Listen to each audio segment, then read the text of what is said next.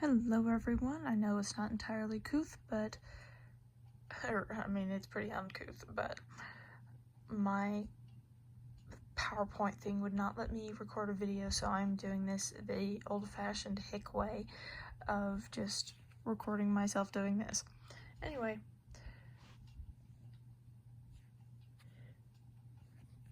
my presentation is over cyanotoxin. What is it? Cyanotoxins are produced by cyanobacteria, aka blue-green algae. They're called blue-green algae because of the pigments that they use for photosynthesis that are inside the cells. They're either blue or green, but in some cases they are actually red. So blue-green algae does not always mean blue or green. They can be found in freshwater, marine, or even terrestrial environments. They are anywhere where water can pool or any kind of moisture can pool for a while. They like warm conditions and they like areas with a lot of CO2, and they thrive in environments that have an excess of nitrogen and phosphorus because they use both of those things in their compounds. Cyanobacteria, they produce a lot of phospholipids and they store them in little vacuoles inside themselves.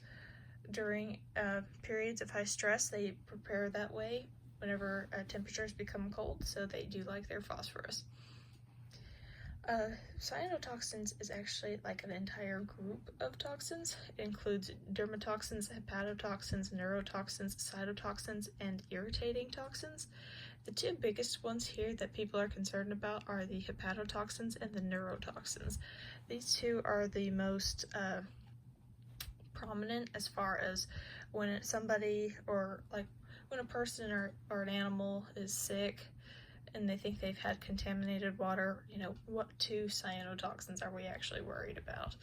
Because, dermatoxins, those it's like wash the skin, put some steroid on there, they're good to go. Nobody's going to die from dermatoxins. But neurotoxins, I think it's a little bit more dangerous there. So for the purpose of this presentation, I'm just going to cover the two most dangerous toxins, being anatoxin and microcystin. So anatoxin is a neurotoxin and is very fast acting. So what I mean by that is, while it's not a very widespread toxin, but it's one that is definitely it has a pretty high fatality as far as if a dog drinks a lot of water and it's got a lot of anatoxin in there and then the dog gets sick, the dog might only have 30 minutes to live, and that's not even enough time to get to a vet clinic or to help save it. And there are several cases in the summer whenever this becomes really prominent of animals being brought in that are sick, and there's not really much you can do for them at that point. They're just so far, it's you have 10 minutes to do anything and they're gone. But less morbid than that is microcystin, which is actually kind of being found everywhere. Both of these toxins are released whenever cyanobacteria cells, cyanobacterium, when they die, their stored toxins are released into the surrounding water, and that happens whether these cyanobacteria are benthic or if they're just floating on the surface of the water. So the more algae around, probably the more toxin, the higher the toxin concentration in the water is.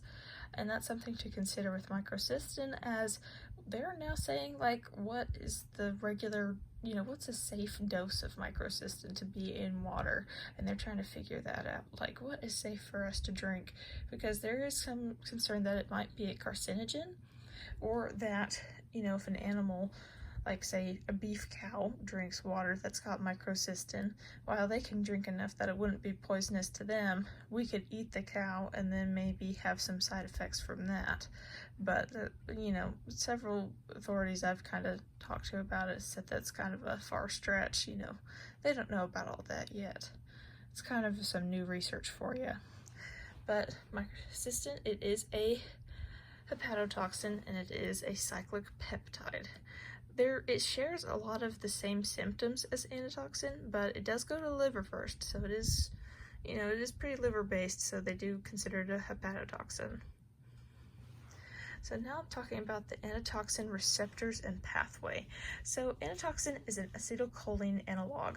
So it is able to bind to the same places that acetylcholine would typically bind. And that means it can go to either acetylcholine esterase or acetylcholine receptors. So acetylcholine esterase, which helps the acetylcholine break down after it is bound to the receptor, you know, from the axon terminal, the acetylcholine goes to the receptors on like a muscle cell, and then once it is performed its purpose, sent the signal it needed to send, then it is broken down by acetylcholine esterase. But now with anatoxin binding to that, there is no breakdown, and these channels just stay open, and the cell is just constantly being stimulated to contract. And while this kind of sounds like a tetanus type situation, it's not so much like a tension type thing, though it can be in some animals, especially birds. But this is more like an exhaustion thing. Like they're just absolutely sore and weary, and they just feel sick because they're just being stimulated all around their stomach and everything. So then to talk about microcystin and its receptors and pathway. So microcystin is much broader, as it can either be inhaled or, ingested. So taking that in mind, microcystin targets protein phosphatases. So its purpose is to inhibit these. It goes into, connects to receptor on the cell, brought into the cell, and then it inhibits any kind of protein phosphatase activity, and that can lead to different issues with like ATP synthesis or cell signaling, structural things. Like I've read that it can damage like the cytoskeleton of a cell and cause like cell lysis or like different cell problems there. Something else it can do is that it can make a cell, it can produce like the superoxide radicals, like the free oxygen radicals that are floating through the bloodstream, and this is kind of dangerous because it can damage DNA and destroy cells, and we don't need any mutants or destroyed cells from this. But this is not like for a particular liver cell. It goes to the liver first, where it is metabolized, and these byproducts of that metabolism can go through the body and cause a lot of damage. But this honestly can just be, any animal cell once it has been processed and, is going around through the bloodstream. But most common things with microcystin, abdominal pain, nausea, dizziness, tinnitus, it's pretty gastrointestinal. So treatment, no antidotes exist for any of the cyanotoxins.